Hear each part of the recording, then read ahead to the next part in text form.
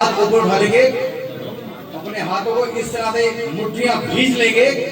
आपको लगना चाहिए कोई देश का गद्दार, कोई भारत माँ का दुश्मन, कोई वंदे मातरम विरोधी, कोई गौ माता का हत्यारा आपकी मुट्ठियों में इस तरह झगड़ा हुआ जैसे आपने उसकी गर्दन पकड़ी हुई है। उसकी गर्दन को दबाते हुए उसका खून निचोड़ कर माँ भवानी को आप अभिषेक कर रहे हैं। इतनी जोर से मुट्ठियां भेजनी है और जयघोष करना है। और ये भारत माता की जय,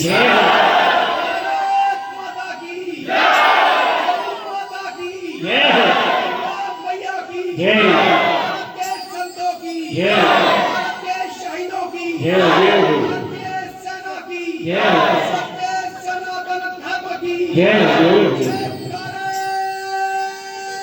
वीर बजरंगे, वीर बजरंगे। ऐ शहीदे मुल्को मिल्लत, मैं तेरे ऊपर निसार। ऐ शहीदे मुल्को मिल्लत, मैं तेरे ऊपर निसार। अब तेरी हिम्मत की चर्चा गैर की महफिल में है, सरफरोशी की तमन्ना अब हमारे दिल में है। देखना है जोर कितना बाजुए कातिल में है, देखना है जोर कितना बाजुए कातिल में है। हरिशम्मा तुझसे रोशन, हरिशम्मा तुझसे रोशन ये शाम और सवेरा, हरिशम्मा तुझसे रोशन ये शाम और सवेरा। हर लब की मुस्कुराहट में भगत सिंह आता रहेगा नाम तेरा, भगत सिंह आता रहेगा नाम तेरा। सरफरोशी की तमन्ना एक बार फिर लेकर आएंगे। मिटाने आए हैं जो हमको वो खुद ही मिट जाएंगे, मिटाने आए हैं जो हमको वो खुद ही मिट जाएंगे। अरे है अगर वो तालिबानी, है अगर वो तालिबानी तो हम भी हैं हिंदुस्तानी। खून खून है हमारा, नहीं बहता है कोई पानी, खून खून है हमारा, नहीं बहता है कोई पानी। सरफरोशी की तमन्ना फिर से जगाओ दोस्तों, सरफरोशी की तमन्ना फिर से जगाओ दोस्तों। देश को अपने जरा ऊंचा उठाओ दोस्तों, देश को अपने जरा ऊंचा उठाओ दोस्तों। मातरम वंदे कहा, मातरम वंदे कहा और हंस के रस्सी चूम ली, मातरम वंदे कहा और हंस के रस्सी चूम ली। दास्तां उन शहीदों की घर घर गुंजाओ दोस्तों, दास्तां उन शहीदों की घर घर गुंजाओ दोस्तों। सरफरोशी की तमन्ना है तो सर पैदा करो, सरफरोशी की तमन्ना है तो सर पैदा करो। दुश्मने हिंदुस्तान के दिलों में डर पैदा करो, सरफरोशी की तमन्ना है तो सर पैदा करो। दुश्मने हिंदुस्तान के दिलों में डर पैदा करो। अरे फूंक दो, बर्बाद कर दो हाशिया उन गद्दारों का। उठो हिंद के वीरों, एक बार फिर से इनकलाब पैदा करो। बोलिए एक बार फिर से इनकलाब पैदा करो, और फिर से इनकलाब पैदा करो। धन्यवाद। आज के कार्यक्रम संयोजक आदरणीय स्वामी जी, मैं आपको प्रणाम करता हूँ, नमन करता हूँ। आपके माध्यम से बहुत सुंदर आयोजन का मुझे हिस्सा बनने का सौभाग्य मिला। मैं प्रणाम करता हूँ आदरणीय योगी जैना जी, जो हमारी वंदे मातरम ट्रस्ट के राष्ट्रीय माता जी हैं। उनके माध्यम से आपके इधर के जितने भी गांव हैं, कभी ना कभी हम रात को अवश्य आए हैं। कभी 2 बजे, कभी 3 बजे, चाहे वो शामली रहे, चाहे मेरठ रहे, चाहे मुजफ्फरनगर, सारनाथ, देवल, आसपास शायद कोई गाँव रात की एक्टिविटी हमसे बचाओ। हमें केवल एक फोन आता है रात के 2 बजे, किसी सोमरी जैसे एक अद्भुत कार्यकर्ता, भैया इतने बज के इतने बजे गाड़ी निकलने वाली है, गाय कटने वाली है, आपको तुरंत निकलना है। क्योंकि हमारे शास्त्रों में, हमारे धर्म शास्त्रों ने हमारे महापुरुषों ने दिखाया कि सनातन केवल 3 मंत्रों में टिका हुआ है।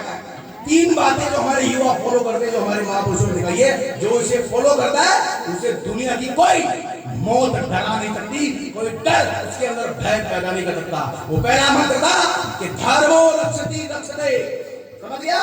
धर्मो रक्षति रक्षते, जो धर्म के मार्ग पे चलता है धर्म उसकी रक्षा करता है। मैं जीता लगता प्रमाण आपके सामने खड़ा हूँ। 100 से ज्यादा बार मेरे पे हमले हो चुके हैं, 20 बार गोली चल चुकी है, 100 से ज्यादा बार कसाईयों ने मेरी गाड़ियों को पलट दिया है, 100 से ज्यादा बार थानों में बंद हो चुका हूँ और 15 बार कम से कम जेल जा चुका हूँ। लेकिन आज तक कोई डर खौफ हमारे इर्द गिर्द नजर नहीं आता। तो बड़े बड़े जो बड़े बड़े टोपियां वाले गुंडे जिनसे दुनिया करती है, तो हमारा नाम सुन गई, हमारी एक झलक सुनने के बाद कम से कम 1 किलोमीटर दूर भाग जाते हैं, उनकी पैंटें गीली हो जाती हैं। इतने सैकड़ों की संख्या में नंगा करके घुमाया उन्हें, चारों दिशाओं में।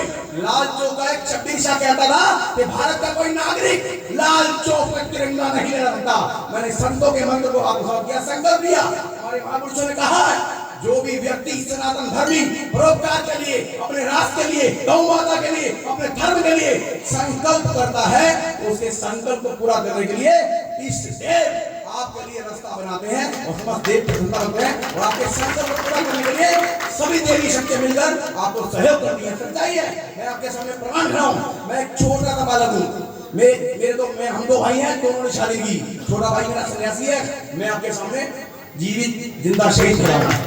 मर चुके लोग मुझे जिंदा लाश भी कहते हैं, कुछ दुश्मन मुझे आतंकवादी भी कहते हैं, गो हत्यारे गुंडा भी कहते हैं, और कुछ लोग गो भक्षक भी कहते हैं। जो गाय काटते हैं उनको खाने वाले गो रक्षक हैं। इसलिए मुसलमान हमें अपने ऊपर अत्याचार करने वाले जुर्मी भी कहते हैं। तो मैंने भाई साहब संकल्प लिया 2011 में, जब तक पूरे देश में कोई कौन नहीं थी, कि लाल चौक पे जाऊंगा, तिरंगा लहराऊंगा। और वहां का जो मंत्री है जिसकी मैंने कभी शक्ल नहीं देखी, मैं लाल चौक पे जाऊंगा, तिरंगा लहराऊंगा, और तिरंगा लहराने के बाद वहां के मंत्री की दुनिया के सामने लाइव पिटाई करूंगा।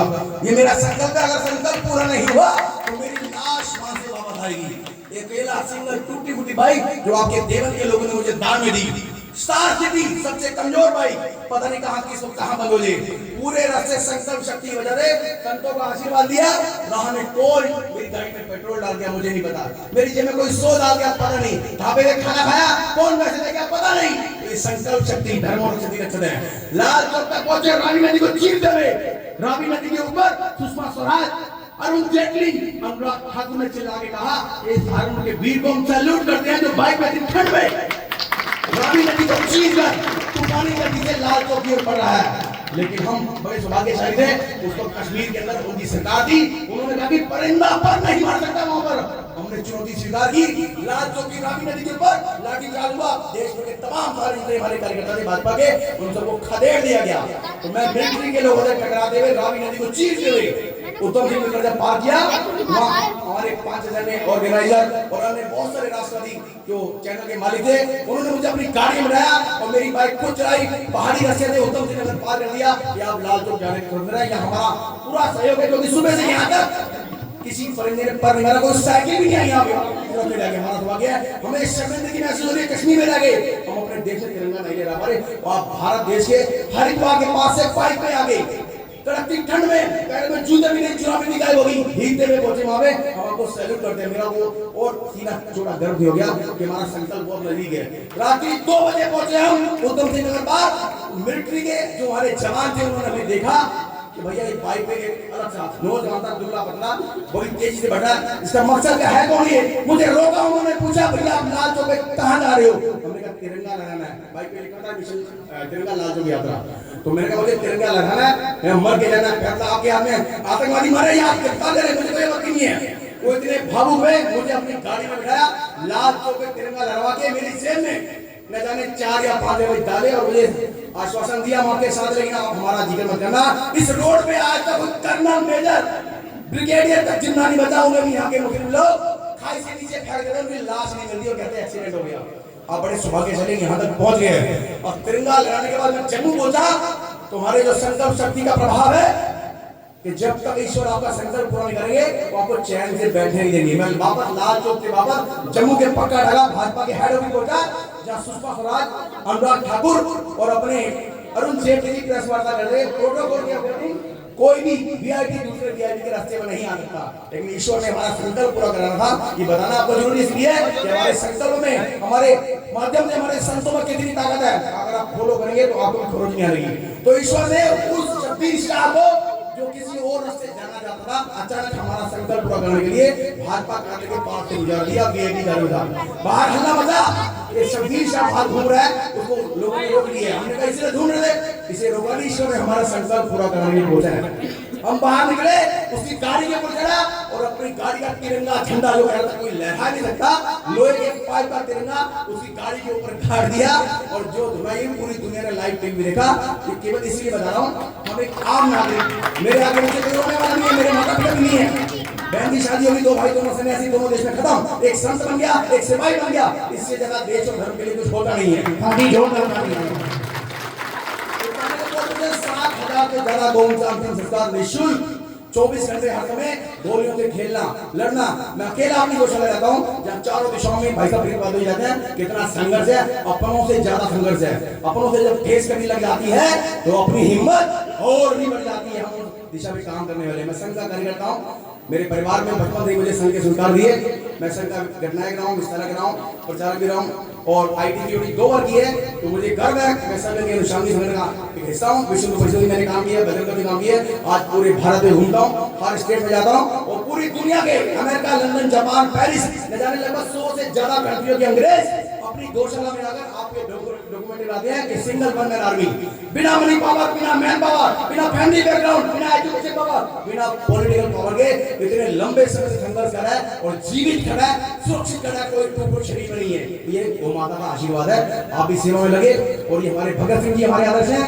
इनको पश्चिम में चलने का लोग हमें जूनियर भगत सिंह कहते हैं। मैं पुनः आज के पूरे आयोजन को धन्यवाद देता हूँ, दावा देता हूँ। अंत में इतना कहना चाहूंगा कि जिन्होंने जान दी ऐ वतन तेरी हिफाजत में, जिन्होंने जान दी ऐ वतन तेरी हिफाजत में, महक उनके लहू की मिट्टी से आती है। रगों में दौड़ते फिरने के हम नहीं हैं कायल, हम वो लहू है जिनका दुनिया लगाती है।